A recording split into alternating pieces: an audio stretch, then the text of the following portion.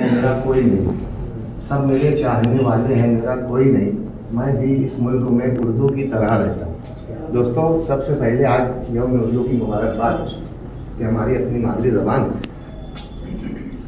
आज अदारे अंजुमन मुहिब्बान अदब की 320वीं नशिस्त है गालिबन, है और 28 बरस मुकम्मल हुए। शायद न्यूज़ की जानिब से कि माना कि जहाँ गुना गुलजार कर सके, कुछ खार कम तो कर गए, गुजरे यहाँ से हम। सारी ज़िंदगी तो कसम कुर्सी में गुजरी, मगर अब अल्लाह करा में थोड़ी आसूदगी हुई है। तो ये चाहते हैं कि यार अगली अंजुमनों नशिस्तों में आना, बिस्तर अफराद बोलते हैं कि आ नहीं पाते, पहले बहुत लगे रहा करते थे, मगर वो बीवी के कान में वही पीतल की बालियाँ, जो शख्स बूढ़ा हो गया सोने की कान में, और कुछ समझ कर ही हुआ घुमोदी दरिया का हरीर, वरना मैं भी जानता हूँ आप ये साहिल में। तो दोस्तों, एक तिस्नगी रहती है और एक कसक भी रहती है कि वो चाहते हुए भी नशिस्तों का हिस्सा नहीं हो पाते, मगर वो मैं रहा रही सितम हाय रोजगार, लेकिन तुम्हारी याद से गाफिल नहीं रहा। आज भी जितनी भी तकरीबात होती हैं, तमाम तहरीकात पर मेरी नज़र रहती है, और मैं जहाँ तक मुझसे बनता है तशहीर व वसात के लिए जितनी कोशिश बनती है मैं करता हूँ। आज बहुत खुशी की बात है कि इस नशिस्त में शिरकत का मौका मिला। माजी में हमने जिंदलीलान मालेगांव जो हर माह महफिल तंजुमगर का इनेकाद करते हैं, तो इन लोगों की हमने 27 इज़ाद इस्तकबाल किया था। गुज़िश्ता शनिचर को एटीटी हाई स्कूल में अदारे नसरी अदब के अरकान का भी इज़ाद इस्तकबाल किया गया। हारून भाई से भी मेरी बात हुई थी कि अंजुमन की भी काफ़ी खिदमत कि 28 साल से आप लोग काम कर रहे हैं। मैं देख रहा हूँ कि आसमी आवाज़ का आसिफ भाई ने जिक्र किया, मैं आसमी आवाज़ लिखा करता था। जो बनात वाला दवा खाना उसको नबातात वाला दवा खाना भी कुछ लोग बोल रहे। तो ये लोग मुहिब्बान हाशमी आवाज़ से पहले मुहिब्बान हाशमी आवाज़, और उसमें समीलान खाली साहब का बहुत अच्छा कॉपरेट रहा, सरफराज भाई विस्सी वाले, दोनों को अल्लाह सलामत रखे। ये लोग जमा हुए बनात वाला में नशिस्तें करते थे, कभी कभी मैं भी जाता था। उस जमाने में रईस सितारा, मलिक मंजर, याकूब अंसारी, ताहिर भाई, आप आसिफ भाई, आप लोग आया करते थे। आसिफ भाई के सवाल जवाब चला करते थे हाशमी आवाज़ में। तो मैं जब से लोगों को देख रहा हूँ, फिर वो बनात वाला से ये लोग सरफराज हाल में हुआ मामला, फिर शहर के आलूदा में देखा मैं आप लोगों को, सिटी कॉलेज में भी कुछ बोल रहे, मीडिया सेंटर में, हमारे अपने घर में, और मज़ीद खुशी महसूस होती है। तो बहरहाल मैं इससे पहले भी अदारे नसीहत हमने बोला था कि यार बेपहल का होने की वजह से सारे हिंदुस्तान का सफ़र करते हैं, अक्सर मैं बाहर ही रहता हूँ।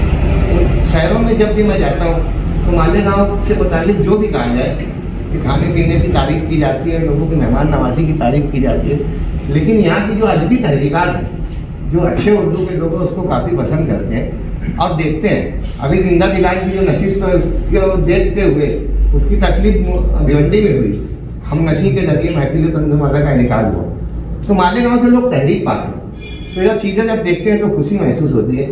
अभी पीछे साइड में से मैं एक मालेगांव आउटर सेंटर का तकाबुली जायजा लगाया, उसमें मालेगांव के 200 डिस पॉइंट मैंने लिखे थे, मगर कुछ ऐसी भी बातें जो मालेगांव शहर में काबिल तारीफ है कि उर्दू आज खत्म हो रही है। मैंने कहा कि सब मेरे चाहने वाले हैं, मेरा कोई नहीं, मैं भी इस मुल्क में उर्दू की तरह रहता हूँ। आज हम अपनी ज़बान को ख़त्म कर रहे हैं। जो उर्दू दुश्मन ताकत है वो तो अपना जोर लगा रहे, लेकिन हमारी तसाली और कोताही ये भी उर्दू के जवाल का एक जरिया है। मगर बड़ी खुशी की बात है कि मालेगांव शहर अदबी काफिले में कहीं से भी पीछे नहीं है। मालेगांव शहर अपनी अदबी पहचान बनाए हुए अपने वजूद का इजहार कर रहा है, और उसी की कड़ी है नशिस्तें जो होती हैं अलग अलग तकरीब। माजी में भी इर्तिकाए अदब थी, रियाज साहबा साहब की बज़्म थी, ये बज़्में शहरी तकरीकात को भी परवान चढ़ाती हैं, अफसानी नशिस्तें।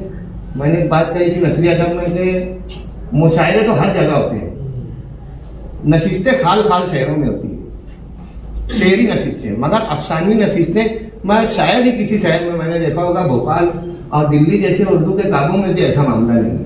हमारे यहाँ नशिस्तें अफसानी नशिस्तें होती है और तवातुर के साथ होती है, तसलसल से।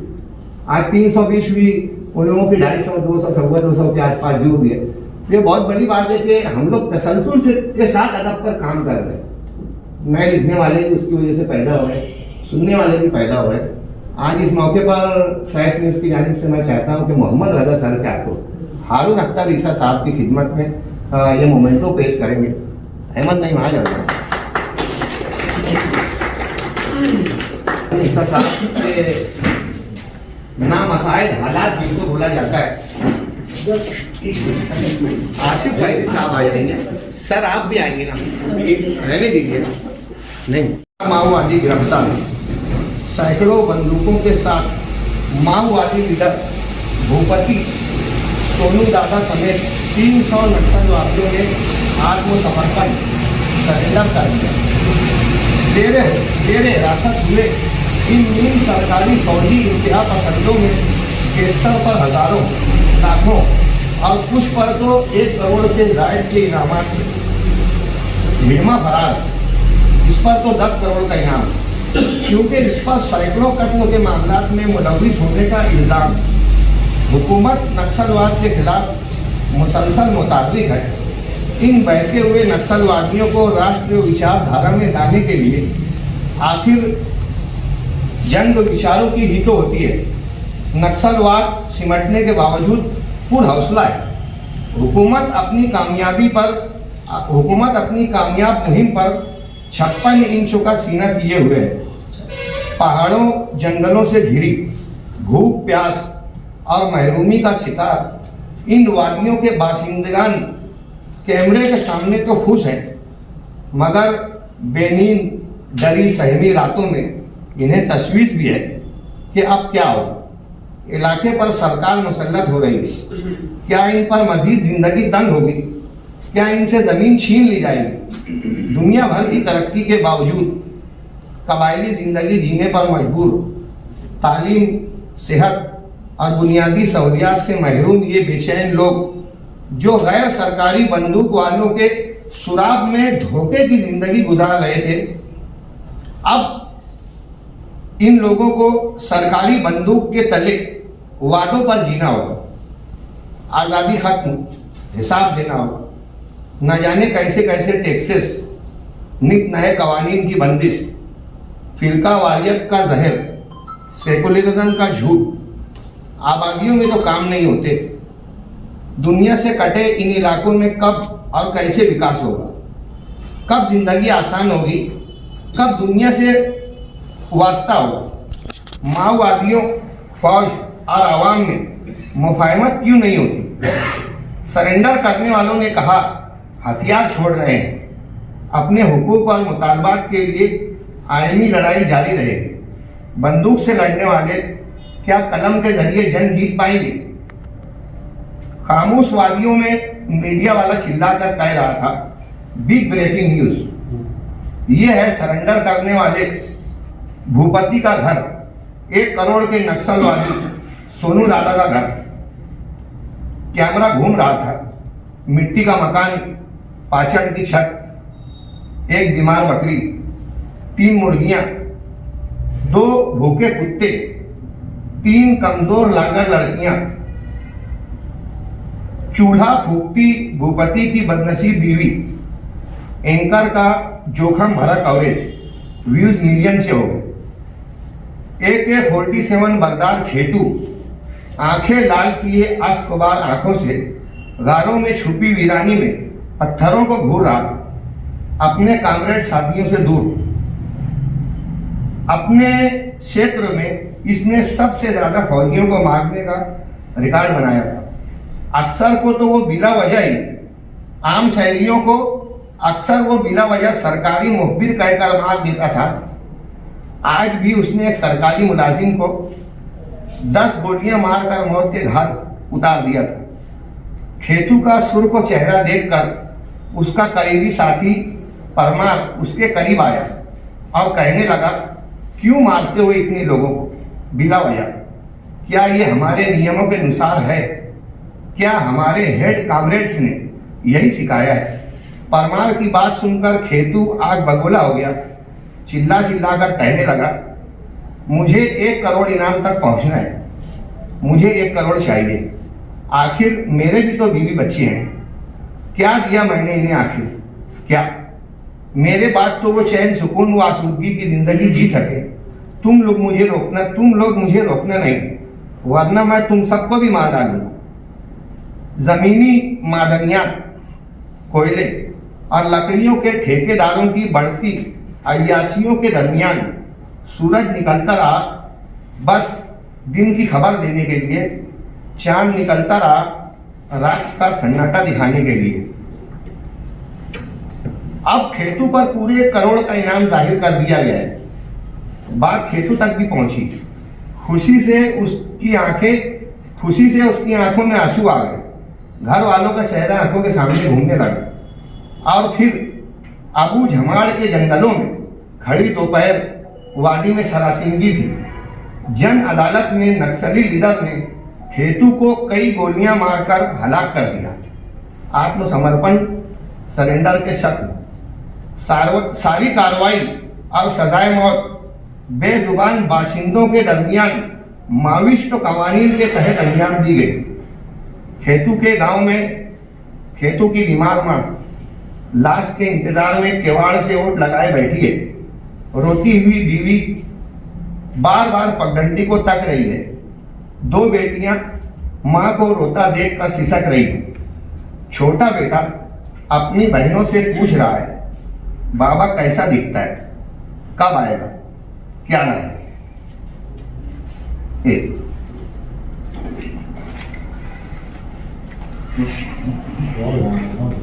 एक अफसाना आज अंजुमन मुहब्बान अदब के ऊपर से आज ही अभी लिखा गया है। बताओ रहे उनको 27 एक अफसाना अफसानों पर। आज अंजुमन मुहब्बान अदब की 320वीं नशिस्त है। आज से 28 बरस कब, जब मैं अंजुमन मुहब्बान अदब की पहली अफसानी नशिस्त में गया था, उस दिन मेरा बड़ा बेटा 10वीं मेरिट में फर्स्ट क्लास से पास हुआ था। घर पर खुशी खुशी मेरा इंतजार करता रहा। रात देर गए, जब मैं घर पहुंचा तो वो सोया हुआ था, मैं भी सो गया। सुबह उसने मुझे रिजल्ट बताते हुए सवाल किया, रात आप कहाँ थे? मैंने कहा, मैं अफसानी नशिस्त में गया था। मेरे बेटे ने खुशी से कहा, वाह, अफसानी नशिस्त, मुझे भी ले जाते, मैं अक्सर अफसाने वगैरह पढ़ता हूँ, आज सुन भी लेता।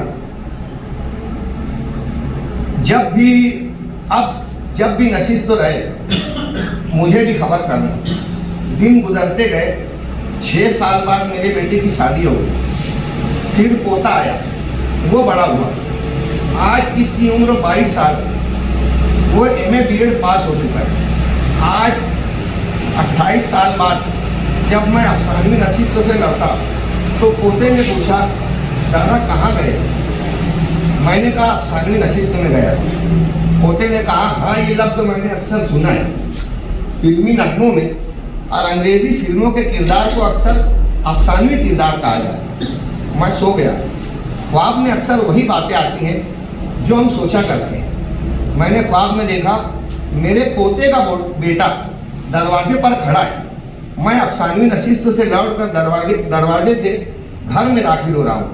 मेरे पोते के बेटे ने मुझसे पूछा, बाबा कहाँ गए थे? मैंने कहा, अफसानी नशिस्त में गया था। उसने फौरन पूछ लिया, व्हाट इज दिस? ये अफसाना क्या आता है? कभी हमें भी खिलाओ। और फिर मेरी आंख खुल गई। ख्वाब खत्म हो गया। मैंने ठंडी आह भरी और कहा, काश ये ख्वाब ही है।